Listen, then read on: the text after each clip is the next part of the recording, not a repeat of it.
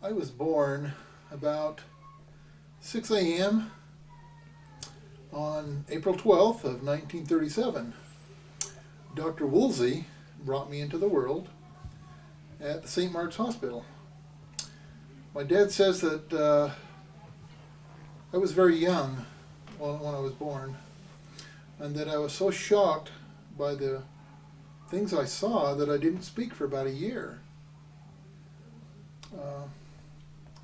That's about all I know about, the birth process.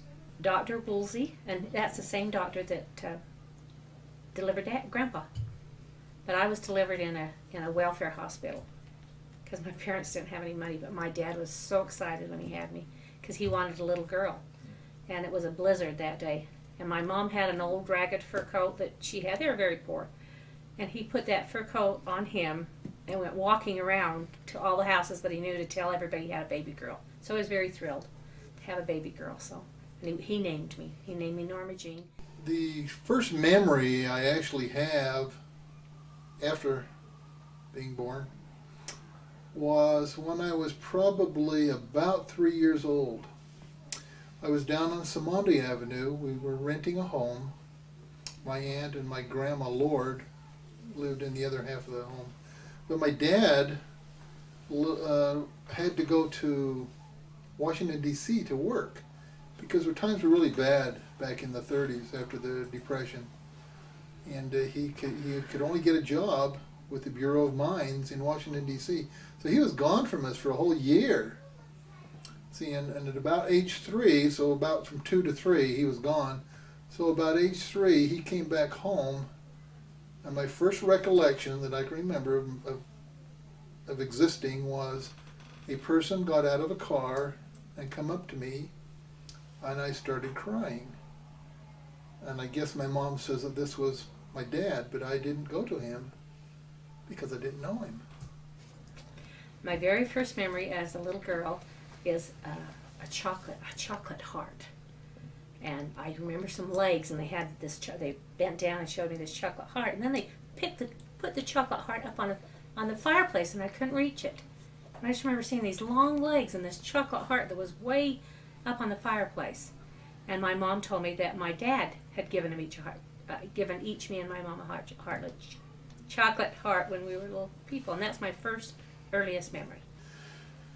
Well, after my father came home from the Bureau of Mines, he got a job he worked in Salt Lake City at the Bureau of Mines up by the University of Utah. Then, in about 1940, he got a job at the post office, and he was a letter carrier. And that became his career job with the post office. And he enjoyed that very much. And he worked at it until I think about 1967 when he finally retired. My mom didn't really, she was a stay-at-home mom, like mom should be. She didn't work, except during the war. She worked over at what we call the arms plant, which is the industrial center of about 17 South, just west of Redwood Road. She worked there in an arms plant, packing different things for the service, for the war. We didn't have a lot of money. We played a lot of games like Run Sheepy Run and Kick the Can. And we didn't have. It was business all around us. The only place that there was any homes was like the 10 homes or whatever on that where I lived, and there was nothing for blocks. So we were very close in that neighborhood. Matter of fact, we're still very close. I still talk to one of my friends from that street and go to lunch with her occasionally, and her sister. And my other friend passed away, so I don't. But yeah, we stayed very, very close. We were very, very good friends, best of friends. There were no kids on the block that were my age, but there was one or two down another block away from us. So there's no friends real close to me, but they were down a ways away, and I had to go a block or two to play with friends. My brothers. And us brothers, us boys, we weren't terribly close, except we did play around in the yard a lot, and we built we would build a hut every summer, and it got filled in every winter. But what we did, we would dig a big hole in the backyard and put a cover over it. And I remember all of the brothers doing this. All the boys did this thing together.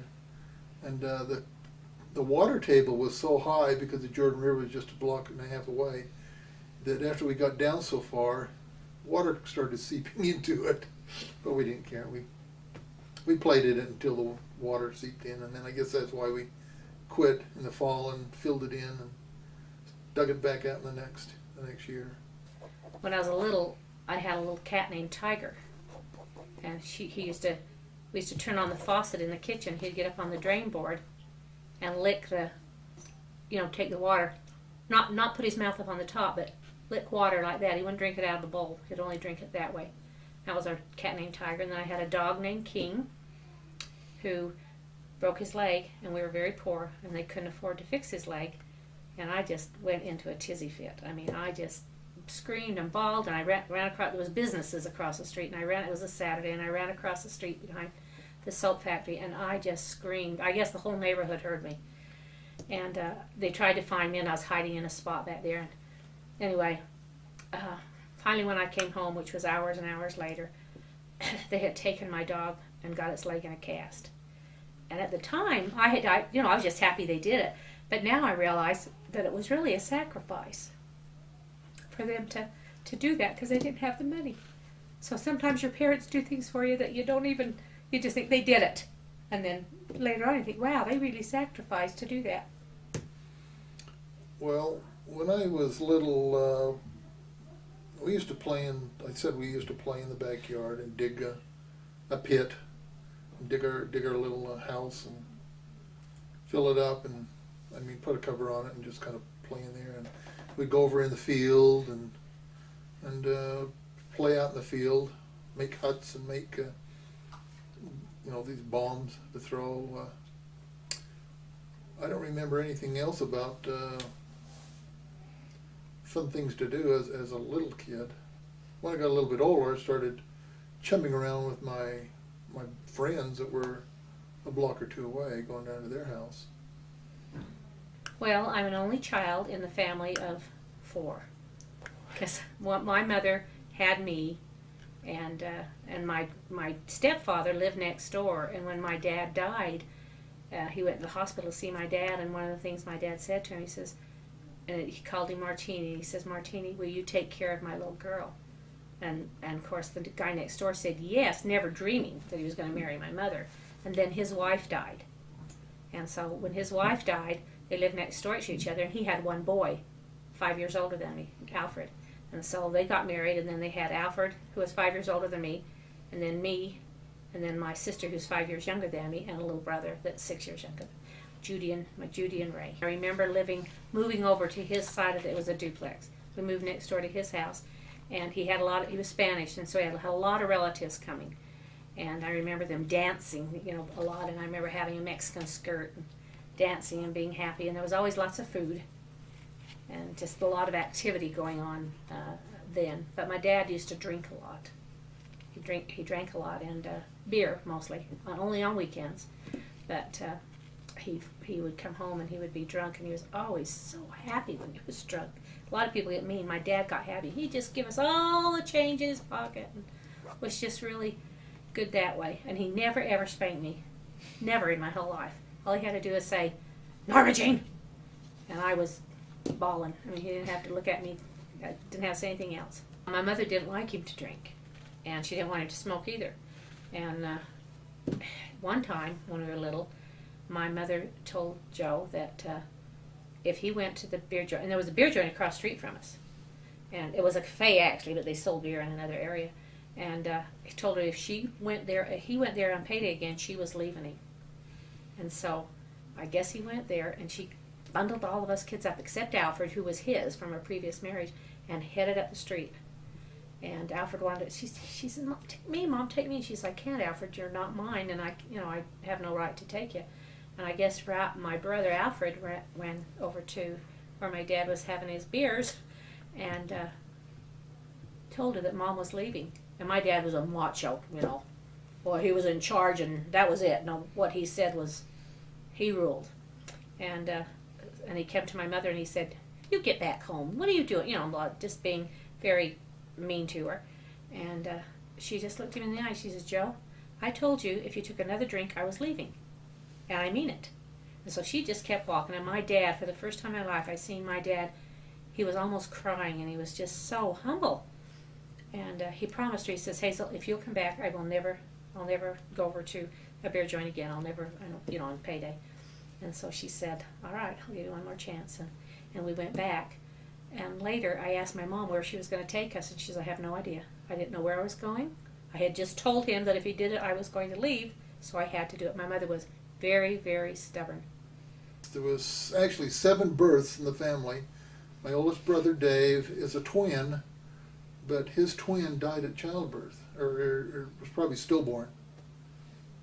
And then came Elaine, which was a year later. Then Jim, I think, was 2 or 3 years later, and then Phil, 3 years later than him, and then myself 2 years later. Then my sister Diane, which is the caboose, came along 6 years after that. So we have actually 6 living. We had 6 living children. I had 3 brothers and 2 sisters. Religion was very important. It was somewhat important. Depends on what age I was at. Growing up, I always believed the church was true. I never ever had a doubt. I guess that was my mother's training, my dad's training. One thing I did wrong was not take it seriously. And that's what I would urge all my grandkids and great-grandkids. They take the chance. Take the chance. Study the gospel. It'll do wonders for your life. But it's very important in my life now. Real important. On my street, my mother had 2 sisters that lived on that same street. My Aunt June and my Aunt Donna.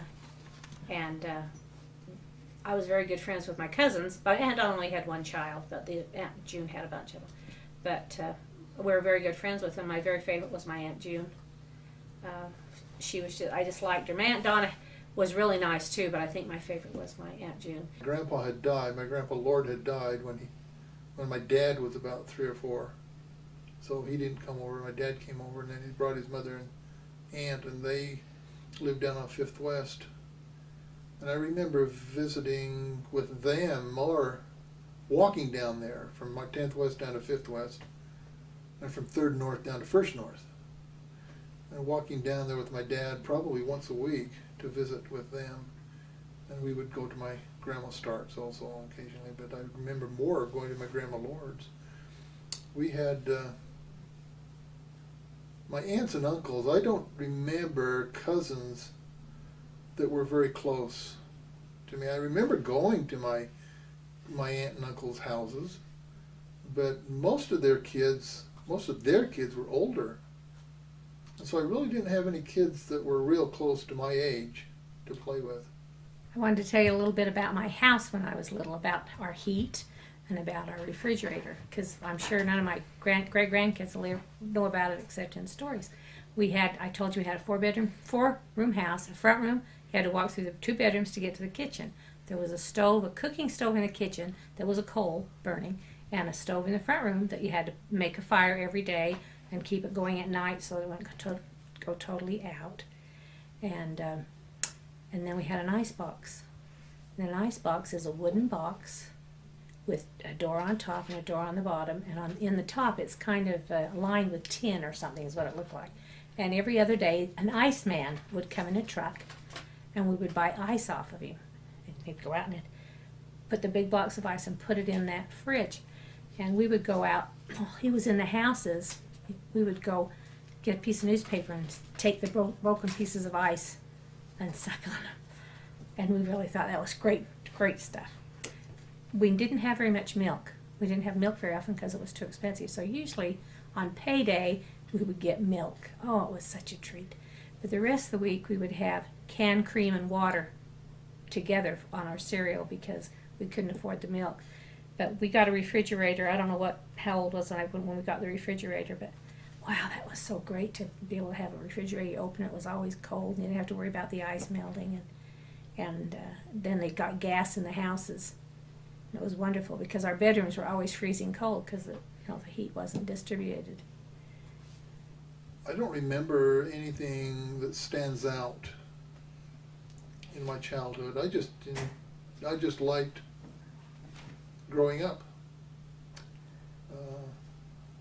It could be our little our little hut in the back. And I didn't tell you about our raising chickens, raising rabbits, and raising pigeons. I mean, those are not real fond memories, but those are things that that's kind of stand out also. That I had my own pigeons. My brother had his own pigeons, my brother Phil. And my pigeons